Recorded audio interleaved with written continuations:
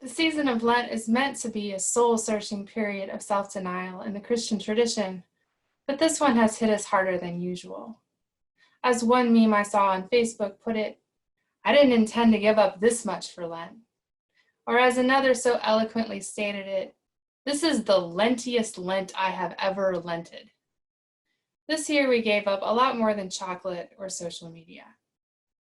The intensity of this Lenten season has made us, as Christians, anticipate more than ever the celebration of Easter. As we struggle with fear and anxiety, we long for the angel who greets us saying, "Be not afraid." As we watch the death toll rising every day, we long to find the tomb empty and the stone rolled away. And yet our longing for Easter isn't fully satisfied, for this is not our normal Easter celebration. Instead of meeting together in our beloved sanctuary, we are celebrating Christ's resurrection from our living rooms and kitchen tables. Rather than getting dressed up in our Easter finest, we're sitting in the sweatpants and pajamas that we've worn for 4 days straight. This Easter, our children didn't get to decorate the sanctuary cross with flowers. We'll miss the choir and the congregation singing Alleluia.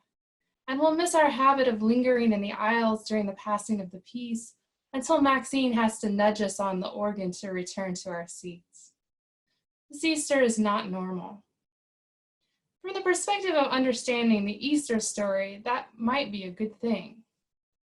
Every semester I teach 2 sections of an intro-level religion course. We start this semester talking about Christianity, a religion that is very familiar to most of my students, and we end the semester talking about Buddhism, a religion that is familiar to very few of my students. While I've taught this course many times over the past 9 years, I still find both sections of the semester to be challenging. In the Buddhism section, I worry that my students will ask me questions that I don't know the answers to. I am neither a scholar of Buddhism nor a practitioner. But I honestly find the Christianity section even more difficult to teach, despite my degrees in my own faith. Here my students don't have questions, they have answers. And that can be a great barrier to learning. Familiarity may not always breed contempt, but it often breeds staleness or smugness.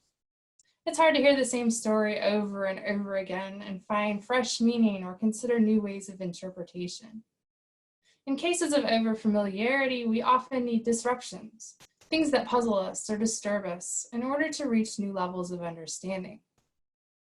So perhaps it's not surprising that during the struggle to convert my courses to online learning while sheltering in place during a global pandemic, that I was given a new way of looking at the good news of Easter. Out of disruption can come insight. I hope that you'll permit me the liberty of sharing that with you this morning. I ask your permission virtually, only because it's not the normal way of telling the story of Christ. But I hope, given the strangeness of this Easter celebration, that you can forgive me for telling this story strangely. You see, it was while I was trying to figure out the best way in an online format to explain the story of the Buddha to my intro students that I glimpsed a new way of envisioning the empty tomb. Now, the person we call the Buddha was born as a man named Siddhartha about 2,500 years ago. Following a miraculous birth to royal parents, sages prophesied that he was destined for greatness. He would either grow to be a wise spiritual leader or a powerful emperor.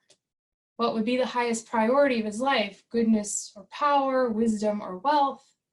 Siddhartha's dad preferred that his son choose the secular over the sacred, so he sheltered him, granting him all of his heart's desires and shielding him from the harsh realities of life. Siddhartha's world was carefully constructed, limiting his vision to what lay between the palace walls. But at the age of 29, knowing nothing but the privileges of royal life, Siddhartha became curious about the world outside the palace and asked his chariot driver to show him the surrounding city. Over the next 3 days, Siddhartha's illusions of safety and security were shattered as he witnessed sickness, suffering, and even death. The real world was nothing like the artificial facade he was accustomed to. Life wasn't about lavish feasts and amusing entertainment. It was about aging and sickness and death. Siddhartha became afraid for the first time. Someday everyone he loved would die. Someday he too would die. Thankfully, Siddhartha's disillusionment did not lead him to paralysis. He ventured outside the palace one more time, probably wondering what new horror awaited him. But on this fourth trip, Siddhartha encountered a renunciant, a man who had left home, family, and job to seek spiritual wisdom. A man whose priorities were the polar opposite of Siddhartha's dad. This man, though affected by aging and illness just like any other human being, had a look of serenity on his face. Siddhartha decided that he must discover the secret to the renunciant's peace. He left his wife, his infant son, and the life of royalty behind, fleeing the palace in the middle of the night. For 6 long years, Siddhartha walked the path of a starving renunciant, trying every known spiritual practice in a frantic attempt to discover tranquility in the midst of chaos. He failed time and time again, but one night, meditating under a Bodhi tree, he gained insight into the nature of human suffering.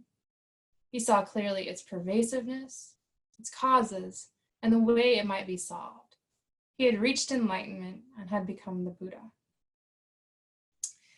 Now, before I explain the insight Siddhartha's story gave me into Jesus' story, let me say quite clearly that as a religion professor, I don't endorse the idea that all religions are basically the same, that they are all simply slightly different paths leading up the same mountain. I don't think flattening out the very real distinctions between the world's religious traditions is either respectful or particularly helpful. Whatever the Buddha and the Christ may have in common, they offer distinctive understandings of the world and the goals of human life. But that doesn't mean that adherents of one religion can't learn from another, or that truth ought not to be sought in multiple places, for God is bigger, far bigger than you and I can fathom. And another person's faith can often give us new ways of seeing our own. The title Buddha means awakened one. When Siddhartha became enlightened, it was akin to being woken from a dream, from being brought out of darkness and into light. While our surroundings and our dreams look and feel real, they are mere shadows of reality. They're ultimately illusions, and it is only when we open our eyes that we can begin to truly live. Awakening or enlightenment occurs when an event disrupts our established patterns of thinking, allowing us to see the world as it truly is, changing our ways of viewing things permanently. You might have heard pastors proclaim that Christians are Easter people. Easter in Christianity is meant to be the event that opens our eyes to a new way of life. We are meant to be persons whose lives have been so radically transformed by the empty tomb that we are identified by that one moment in history. The Easter resurrection event, the triumph of God's love over suffering and death, is the paradigmatic moment in Christianity that should illuminate all of life. As people who have been enlightened by Christ's death and resurrection, how should we see the world differently? What difference does Christ's death and resurrection make in our vision? Reading the Buddhist story as I reflected on the story of Christ, 3 things came to mind. First, the world is filled with suffering. Buddhism teaches that the basic problem plaguing humanity is suffering. Life is suffering, as any introductory religion student knows, is the first principle of Buddhism, the first noble truth. But the word that is translated into English as suffering is not simply physical pain, but also emotional and mental anguish. Suffering is both our desire to have what we do not and our fear of losing the things we already possess.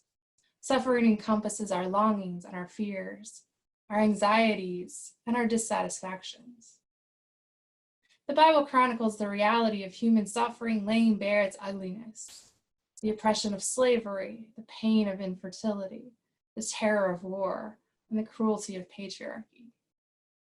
The plight of the alien, the orphan, and the widow are no strangers to the biblical text. Neither is hunger, sickness, or death. Yet Christianity has often struggled to see human suffering as a true problem. From its earliest days, Christianity has been tempted by a dualism that ignores the physical for the sake of the spiritual and the temporal for the sake of the eternal. The Jesus that healed bodies is too often reduced to the Christ who merely saves souls. Even when Christianity has recognized human suffering, it is often so quick to find a theological explanation for it that it ultimately trivializes it.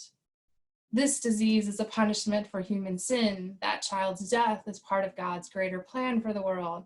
God intends you to learn a lesson from your unemployment. Yet if we are Easter people and we see the world through the lens of this weekend on the Christian calendar, we must be willing to open our eyes fully to the suffering of the world, to see people and their pain. The resurrection was preceded by physical agony and mental anguish. The empty tomb doesn't erase that or make light of it. Jesus wept tears in the Garden of Gethsemane before his own death, and he wept tears just before he raised Lazarus from the dead. The world is filled with suffering, and we must not sleep blissfully, ignoring its harshness. The world is suffering now, and no theological cliches ought to conceal it. But second, God is with us in our suffering. Humans may be suffering, but the Easter story also reveals to us that we do not suffer alone, for God is with us in our heartbreak and our anguish. As I reviewed the Buddha story this semester, I saw something that I hadn't before. The ways in which Siddhartha willfully chose to be involved in a suffering that he did not need to experience. He could have gone back to the palace, shut the gates behind him, and ignored the pain of the world that he had seen outside of the palace walls. But he chose the life of a renunciant, giving up all that he had to embrace the world's suffering in the hopes of overcoming it. Later, after reaching enlightenment, he was tempted to remain near the Bodhi tree, enjoying his own equanimity. Instead, moved by compassion for the suffering of others, he chose to go forth teaching others the path to enlightenment. Tradition holds that he died in order to save the lives of his own disciples.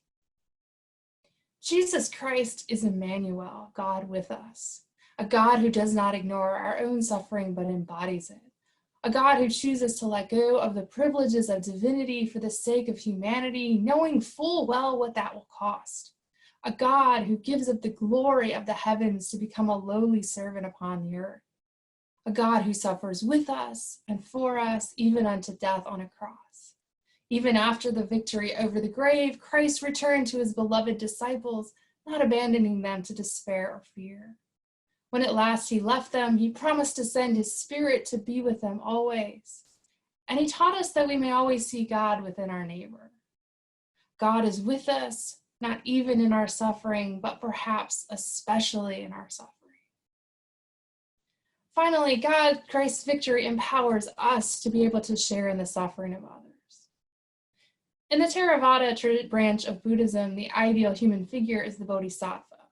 The Bodhisattva is the saint of Buddhism. A Bodhisattva is a person who has reached enlightenment and who has thus achieved the goal of Buddhism. She or he is enabled to go on to nirvana, to leave the world of suffering far behind. And yet, being made fully aware of the suffering of other sentient beings, the Bodhisattva is so moved by compassion that they choose to return to this world of pain over and over and over again in order to help others on the path to enlightenment. The tales of the Bodhisattvas are filled with instance after instance in which this compassion leads to acts of self-sacrificial love.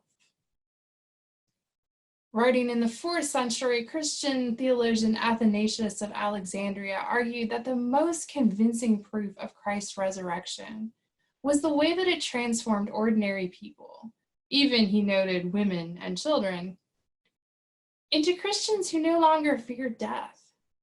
What was true in Athanasius' day was likewise strikingly apparent in the direct aftermath of Christ's resurrection. Upon seeing the risen Lord, the disciples became emboldened to witness to God's all-embracing love, even knowing that it would likely result in their persecution and eventual death. History and tradition hold that most of the original disciples died as martyrs, something fairly unthinkable when you recall how these same men fled in fear at Jesus' arrest. The Easter tomb is meant to show us that God's love ultimately triumphs over all suffering, all death, and all fear. God's ongoing presence within us is meant to empower us to boldly live out lives of compassionate, self-sacrificial love, so that when we see the suffering of our neighbors, we are moved to act as Jesus did, to feed the hungry and to heal the sick, to liberate the oppressed and to comfort the brokenhearted. The empty tomb is not a promise that acting as Jesus did will be safe, but it is a glimpse into the reality of God's vision, that love does triumph even over death, and that God has the final word. Alleluia.